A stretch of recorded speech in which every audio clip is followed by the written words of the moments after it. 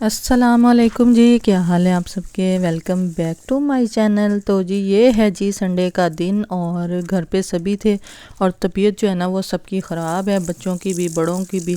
खांसी वगैरह इतनी ज़्यादा हो गई है कि ख़त्म होने का नाम ही नहीं लेता, पता नहीं कौन सा वायरस चल गया है। तो मैंने कहा मैं ना चलो आज फ़िश ही फ्राई करके दे देती हूँ इनको, ताकि जो फ्लू वगैरह ना रेशा वो शायद इससे ख़त्म हो जाए। तो एक पैकेट पड़ा हुआ था तो मैंने ये निकाल लिया। मैंने कहा वैसे भी अब मौसम जो है ना काफ़ी हद तक चेंज हो गया, दिन में काफ़ी ज़्यादा गर्मी हो जाती है, तो फिर जो है ना किसी ने इतनी खानी नहीं है, तो मैंने कहा अभी अभी जो है ना इसको बना लेते हैं।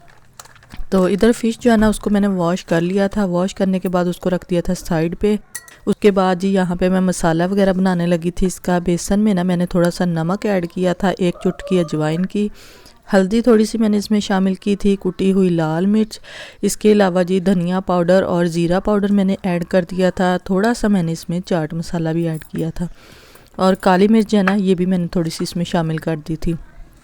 उसके बाद इसको अच्छी तरह से मिक्स कर लेंगे मसाले को, ड्राई वाले को। फिर मैंने एक इसमें शामिल किया था लेमन, क्योंकि लेमन वगैरह जो है ना वो मैं ज़्यादा ऐड नहीं करूँगी, क्योंकि मैंने आपको बताया ना कि गले वगैरह जो है ना सबके ख़राब है और खांसी जो है ना वो सबको शदीद हुई हुई है।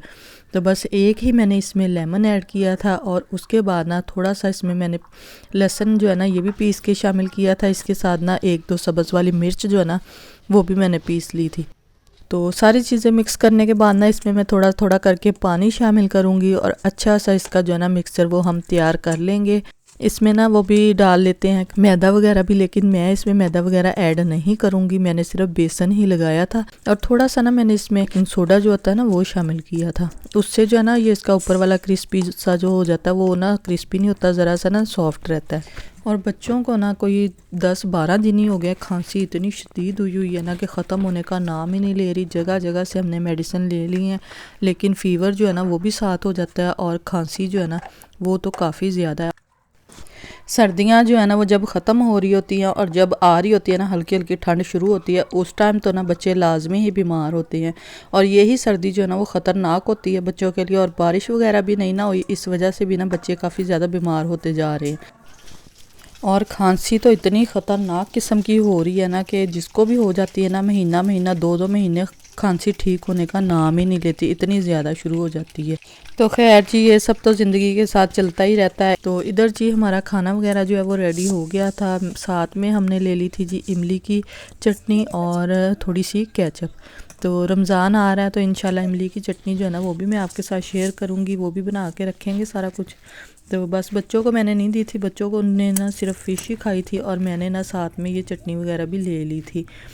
फिर जी दोपहर का टाइम था, खाना वगैरह खाने के बाद ना हम फ्री थे, तो रज़ाइयाँ वगैरह जो है ना वो मैंने ऊपर डाली हुई थी क्योंकि धूप लगवाने के लिए। गर्मी जो है ना वो काफ़ी ज़्यादा हो गई है। दिन में तो जो है ना वो मौसम बहुत गर्म होता है, लेकिन सुबह शाम को ना थोड़ी ठंड होती है।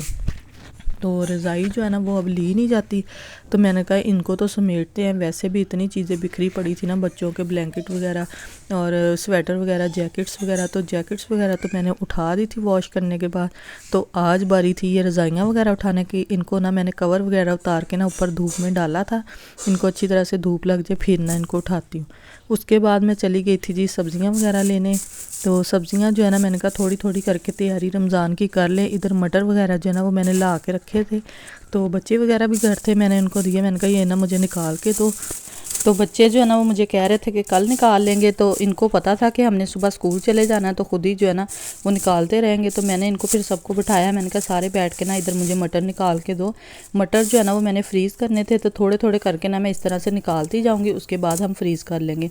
उसके बाद जी यहाँ पे हमारे पास था प्याज और आलू वगैरह, ये भी मैं अभी लेके आई थी। साथ में 2-3 सब्ज़ियाँ जो है ना वो भी मैं ले आई थी, क्योंकि गली में हमारे काम हो रहा है ना, तो सब्ज़ी वाले जो है ना वो अब आते नहीं हैं।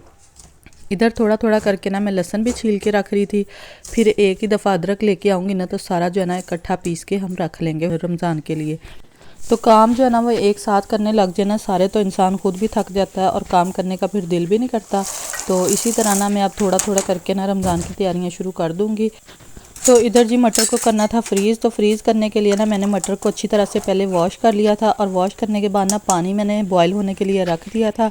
जैसे ही पानी में एक उबाला है ना तो मैंने इसमें मटर शामिल कर दिए थे। एक उबाला फिर आएगा ना मटरों को तो हम इसको ना छान लेंगे और छानने के बाद ना फिर ठंडा कर लेंगे। इस तरह से मटर आप बॉयल करके रखें ना तो मटर जो है ना वो पूरा साल आपके ख़राब नहीं होते, ना इसका टेस्ट ख़राब होता है और ना ही ना इनका कलर वगैरह ख़राब होता है। जब भी आप डालेंगे ना किसी भी चीज़ में, चावल वगैरह में, तो ये फ्रेश ही रहेंगे। तो इस तरह से मटर आप भी फ्रीज़ करके रख लिया करें। अभी मैं ना ये 2 किलो लेके आई थी, अब दोबारा से फिर मैं जाऊंगी ना तो इसी तरह से ना ला के उनको हम फ्रीज़ कर लेंगे।